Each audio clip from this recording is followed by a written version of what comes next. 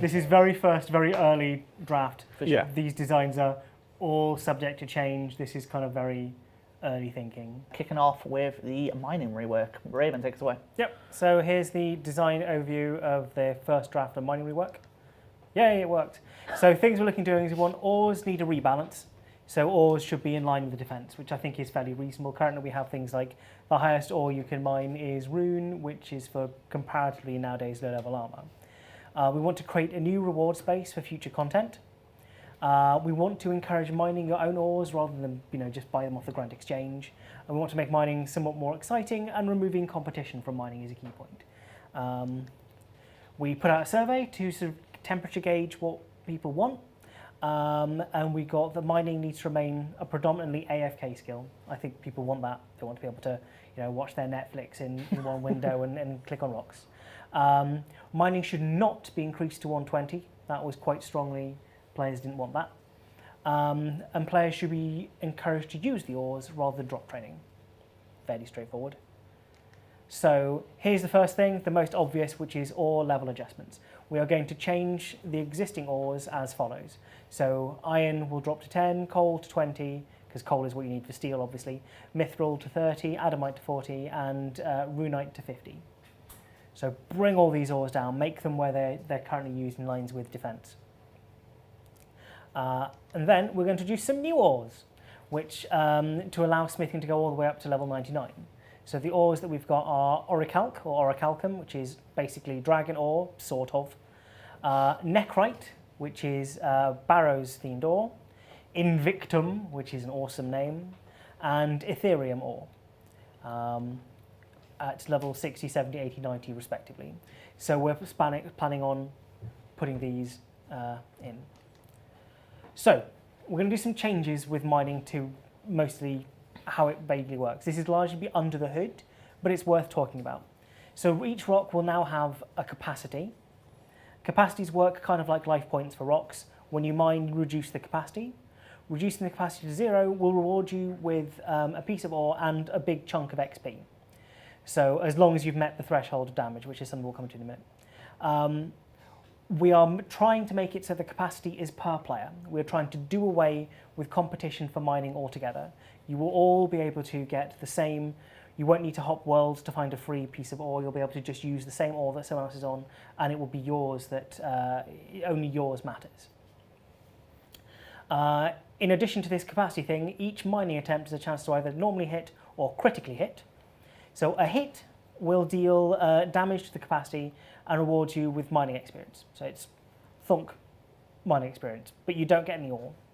A critical hit deals more damage, you get more experience, and you get a piece of ore. So remember, you get an ore when you deplete the capacity anyway.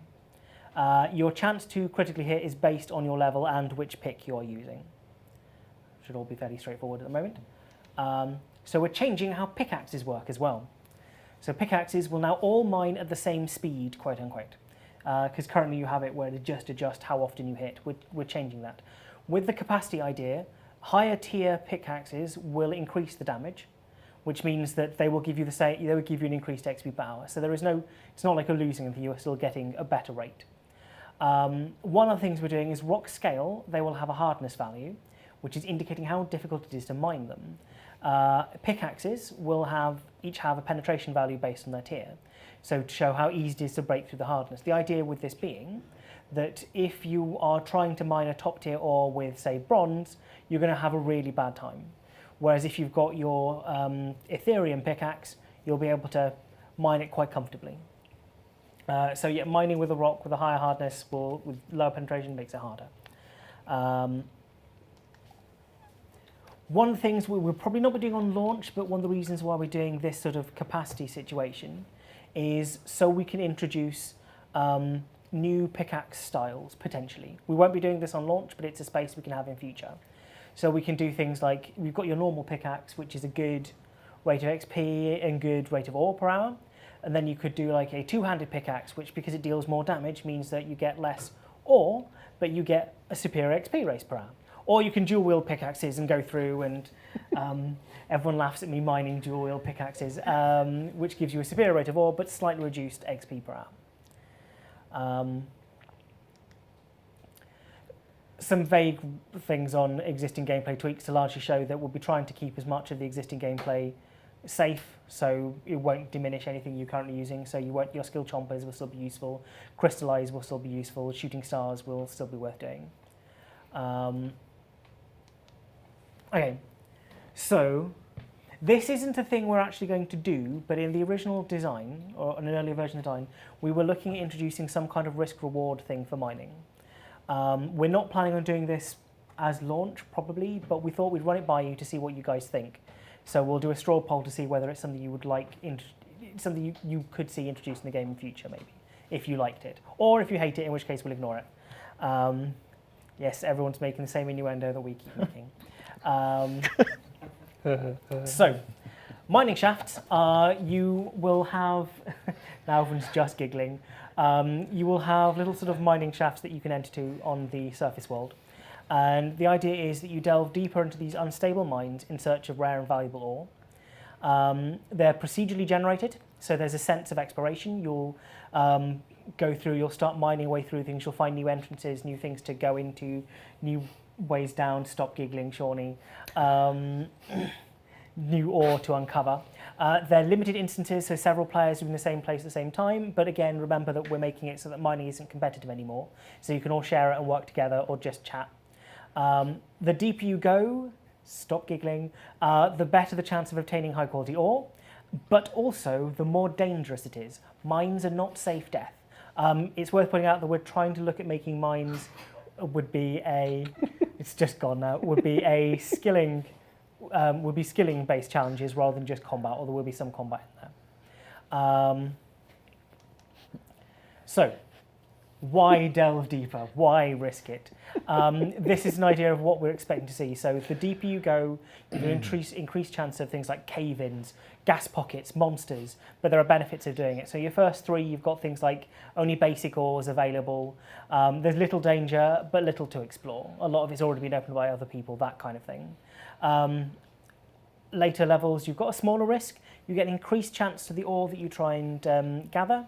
And you've got an increased chance of finding rare ores. And then you've got your higher levels where you've got a moderate risk, so things like monsters, environmental damage, tunnel collapsing.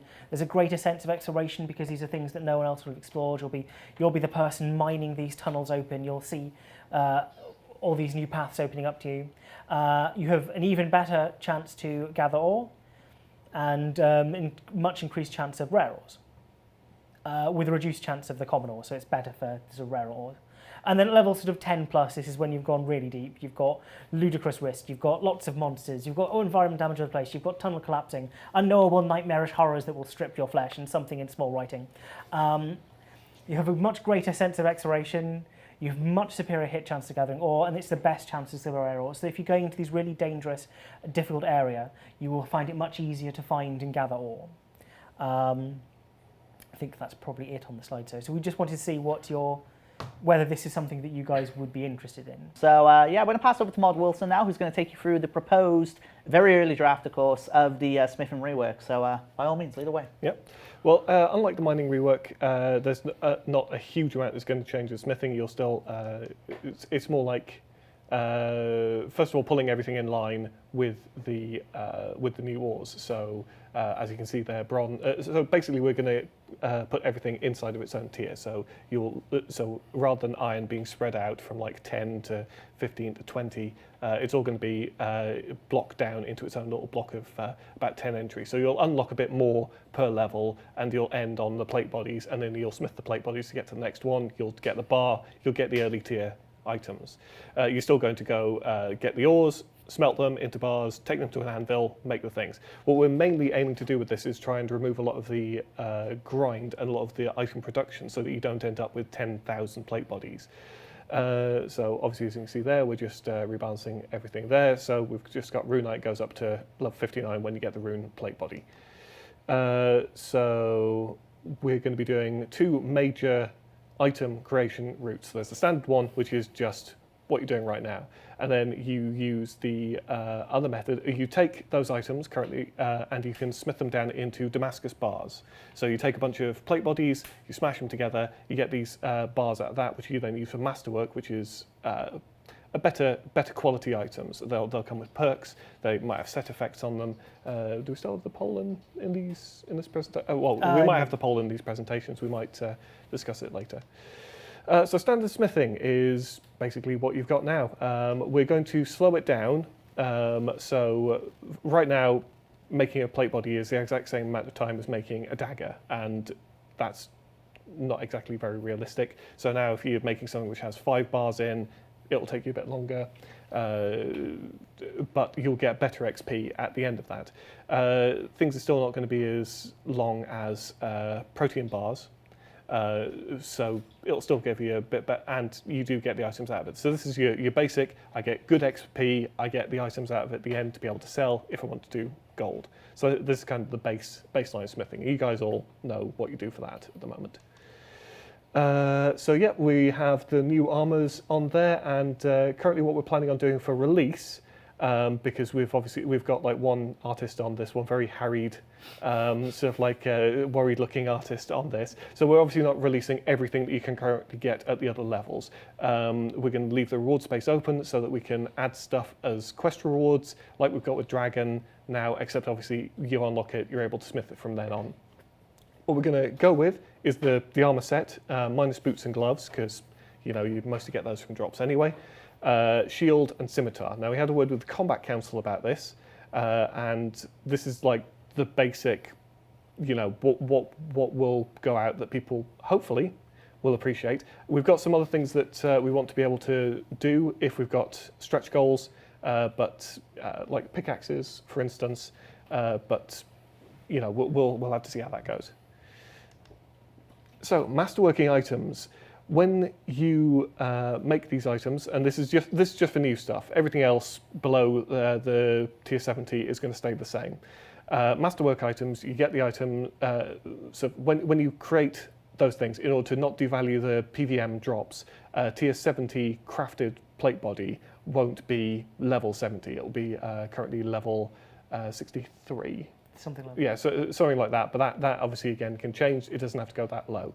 When you make a masterwork version, which involves making a bunch of those plate bodies, smashing them down, and then a bunch of additional secondaries, you take the time, you take the money, you pick what kind of bonus it's going to get once a set, and you put all of that into making the masterwork version. It's got the higher levels, it's got a set effect. We're currently aiming to put most of the effects around Slayer and PVM at the moment.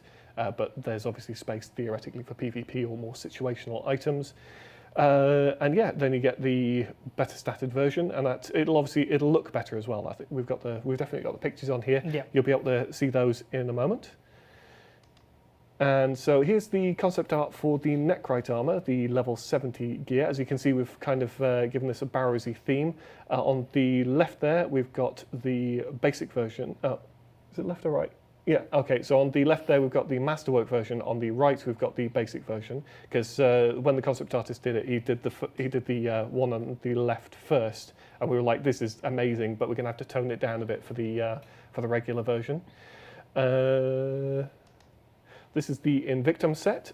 We've got the same masterwork, then regular thing here, because again, he did like the sort of amazing job, and we were like, this is just too amazing. We can't take this further without turning it into like a cube of armor with details strewn over it like Christmas lights. So yeah, there's that. Here's the Ethereum. This was actually done the other. This was kind of done the other way around, but as you can see, he's sort of shifted them in the details. So we've got regular on the left and masterwork on the right. Do we have the weapons on this? I don't. I think that's... Okay, we don't have the weapons on this, but we've got concept for the scimitar and shield and the two-hander and pick, because those are like our stretch goals.